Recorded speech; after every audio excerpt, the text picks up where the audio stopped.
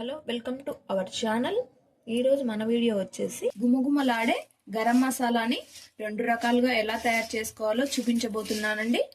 నేను చూపించబోయే గరం మసాలాలు ఒకటి వెజ్లోకి, ఒకటి నాన్ వెజ్ చేసుకునేటప్పటికి 2 రకాలుగా చూపించబోతున్నానండి.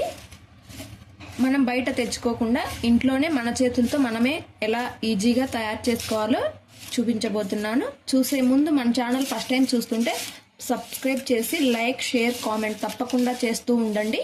ఈ గుమగుమలాడే గరం మసాలాలని ఎలా తయారు చేసుకోవాలో ఇప్పుడు చూసేయండి. ముందుగా స్టవ్ వెలిగించుకొని స్టవ్ పైన ప్యాన్ పెట్టుకోవాలి.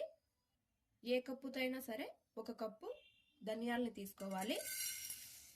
మంటని పూర్తి సిమ్లో ఉంచుకొని కలుపుకుంటూ ఈ ధనియాల్ని మాడకుండా వేయించుకోవాలి.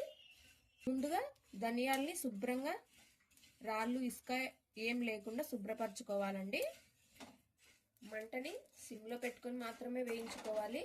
మనం తొందరగా వేగాలి అని చెప్పేసి మంటని హైలో పెట్టామంటే గరం మసాలా అనేది టేస్ట్ అంతా మారిపోతుందండి. ధనియాలు మాడిపోయి సిమ్లో ఉంచుకొని ఇలా కలుపుకుంటూ వేయించుకోవాలి.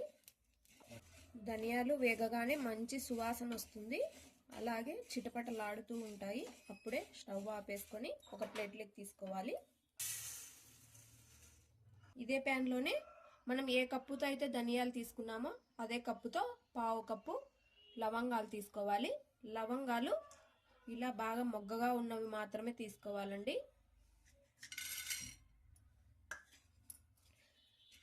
ఇది కూడా మంటని సిమ్లో ఉంచుకొని ఇలా కలుపుకుంటూ వేయించుకోవాలి. 1 నిమిషం పడుతుందండి వేగడానికి. లవంగాలు వేగాయంటే మంచి స్మెల్ వస్తుంది. అప్పుడే స్టవ్ ఆపేసుకొని ఒక ప్లేట్లోకి తీసుకోవాలి. వీటిని కూడా ఇదే ప్యాన్లోని 1/2 కప్పు చెక్క వేసుకోవాలండి. ఇలా చిన్న చిన్న ముక్కలు కట్ చేసుకొని, ఏ కప్పుతో అయినా 1 కప్పు ధనియాలు తీసుకున్నామంటే 1/2 కప్పు చెక్క, 1/2 కప్పు లవంగాలు వేసుకోవాలి. మంటని సిమ్లో ఉంచుకొని ఈ చెక్కను కూడా దోరగా వేయించుకోవాలి. చెక్క కూడా వేగిందండి, ఒక ప్లేట్లోకి తీసుకోవాలి. ఇదే ప్యాన్లోనే అనాస పువ్వు ఒక 4 పూలు తీసుకొని ఇలా రేఖలు విరుచుకొని వేసుకోవాలి. ఇందులోనే మరాఠీ బొగ్గ ఒక 4 వేసుకోవాలి. నల్ల యాలుకలండి ఒక 4 వేసుకోవాలి. యాలుకలండి ఒక 6 వేసుకోవాలి. వీటన్నిటిని కూడా మంటను సిమ్లో ఉంచుకొని వేయించుకోవాలి. వీటిని కొద్దిగా వేయించుకున్న తర్వాత 1 స్పూన్ సాజీరా వేసుకోవాలి. సాజీరా వేసిన తర్వాత స్టవ్ ఆపేసేయాలండి. ఈ వేడికే ఈ సాజీరా వేగుతుంది. ఇలా కలుపుకుంటూ వేయించుకోవాలి. ఇవి వేగాయండి, ఒక ప్లేట్లోకి తీసుకోవాలి. ఇదే ప్యాన్లోనే బిర్యానీ ఆకు వేసుకోవాలండి. ఒక 6 ఆకులు తీసుకొని ఇలా తుంపి వేసుకోవాలి. ఇందులోనే 1 టీ స్పూన్ రాతిపూతను వేసుకోవాలి.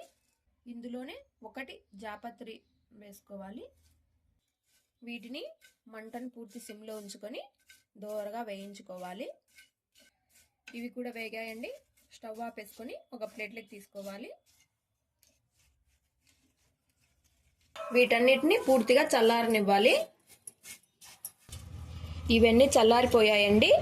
మిక్సీ జార్ తీసుకొని మొదటి రకం గరం మసాలాను తయారు చేసుకోవాలి. 1 కప్పు ధనియాలని వేసుకోవాలి, వేయించిన ధనియాల్ని. 1/2 కప్పు లవంగాలు, 1/2 కప్పు చెక్క. ఈ మూడేనండి. ఈ మూడిటిని మాత్రమే మెత్తని పొడిరాగా గ్రైండ్ చేసుకోవాలి. ఈ విధంగా గ్రైండ్ చేసుకోవాలి. ఇదంతా ఒక బౌల్లోకి తీసుకోవాలి. రెండో రకం కోసం అదే మిక్సీ జార్లోనే మనం వేయించుకున్న మొత్తం గరం మసాలా దినుసులన్నిటినీ ఈ మిక్సీ జార్లో వేసుకోవాలి. వీటన్నిటిని మెత్తగా గ్రైండ్ చేసుకోవాలి. ఈ విధంగా గ్రైండ్ చేసుకోవాలి. ఈ గరం మసాలాని గాజు జార్లో వేసుకొని 6 నెలల వరకు స్టోర్ చేసుకోవచ్చు అండి. చాలా బాగుంటుంది. చూశారు కదండి, 2 రకాలుగా ఎలా తయారు చేసుకోవాలో గరం మసాలాని ఎంత సింపుల్గా చేసుకోవచ్చో మన ఇంట్లోనే మన చేతులతో. మొదటిగా చేసిన గరం మసాలా వెజ్లోకి చాలా బాగుంటుందండి.